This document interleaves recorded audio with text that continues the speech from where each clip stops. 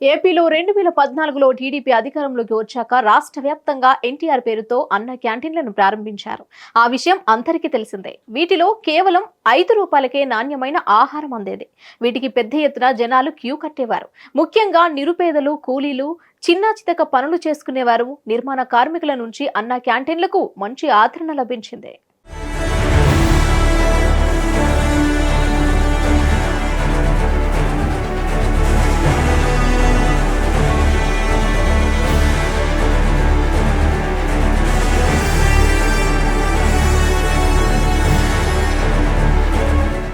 అలా 5 ఏళ్లు టీడీపీ పాలనలో నడిచిన అన్న క్యాంటీన్లు 2019లో వైఎస్ జగన్ అధికారంలోకి రాగానే మంగళం పాడేశారు.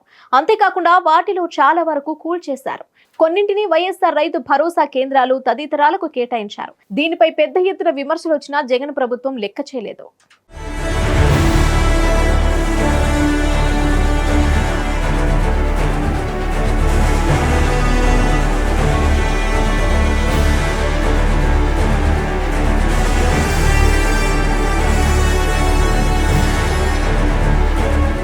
అలా చేసినప్పటికీ టీడీపీ నేతలు తమ సొంత ఖర్చులతో కొన్ని నియోజకవర్గాల్లో మొబైల్ వ్యాన్లలో అన్న క్యాంటీన్లను నడిపించారు.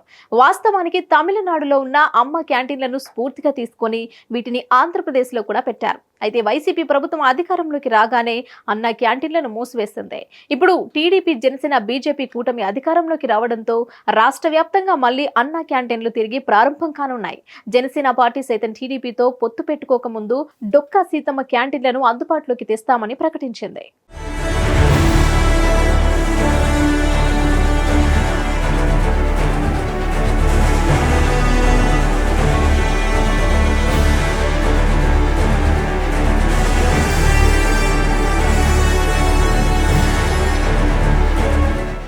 ఈ క్రమంలో ఇప్పుడు కూటమి ప్రభుత్వం అధికారంలోకి రావడంతో అన్న క్యాంటీన్లను అందుబాటులోకి రానున్నాయి.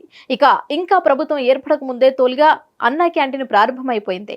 జూన్ 10న ప్రముఖ సినీ నటుడు, హిందూపురం ఎమ్మెల్యే నందమూరి బాలకృష్ణ జన్మదిన సందర్భంగా హిందూపురంలో అన్న క్యాంటీన్ ప్రారంభమైంది. కేవలం రూ. 5కే స్వల్పంగా దొరికే నాణ్యమైన ఆహారం అందుబాటులోకి వచ్చింది. దీంతో నియోజకవర్గ ప్రజలు ఆనందం వ్యక్తం చేస్తున్నారు.